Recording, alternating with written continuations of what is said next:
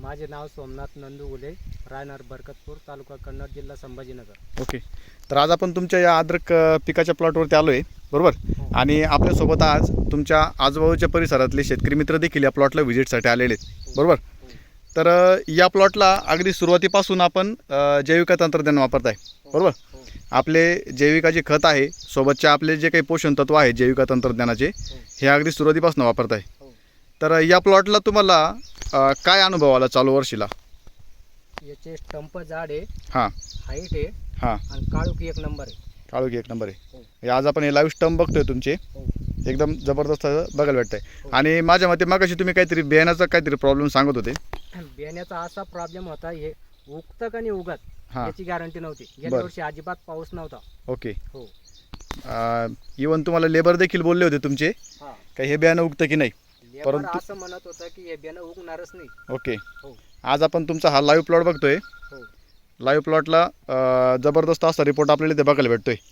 तर आपल्यासोबत शेतकरी मित्र देखील आहे तिथे. तर शेतकरी मित्रांकडनं आपण जाणून घेऊ त्यांना या प्लॉटबद्दल काय वाटतंय. सर नमस्कार. नमस्कार. तुमचं पूर्ण नाव सांगून या प्लॉटबद्दल तुम्हाला काय वाटतं एक थोडक्यात सांगा सर. माझं नाव सुभाष विठ्ठल तारू, राहणार घाटशेंद्रा, तालुका कन्नड, जिल्हा संभाजीनगर. बरं हे खरं म्हणजे तुमच्या सांगण्यावरून आम्ही तर प्लॉट बघायला आलो सर. बरं तर प्लॉट बघून आम्हाला थोडंसं धक्काच बसल्यासारखा झाला. बरं कारण की प्लॉटचे त्यांनी शेतकऱ्यांनी सांगितले की याची क्वालिटी वगैरे एकदम जबरदस्त वाटली. पण ओके.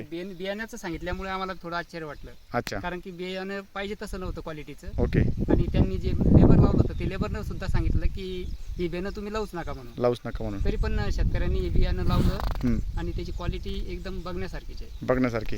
बरं मग जर सर आता हे जे आपलं जैविक तंत्रज्ञान आहे, या जैविक तंत्रज्ञानाला घेऊन तुम्ही आपले अद्रक उत्पादक जे शेतकरी मित्र आहेत त्यांना काय संदेश द्याल? की हे सर्वांनी वापरायला पाहिजे. बरं. खर्च कमी आहे हं, आणि म्हणजे जमिनीला पण चांगलं आहे. चांगलं आहे. हो. हा अनुभव तुम्ही स्वतः प्रत्यक्षात घेतायत आणि त्यानंतर तुम्ही ही गोष्ट बोलतायत, बरोबर. हो. ओके ठीक आहे. धन्यवाद सर.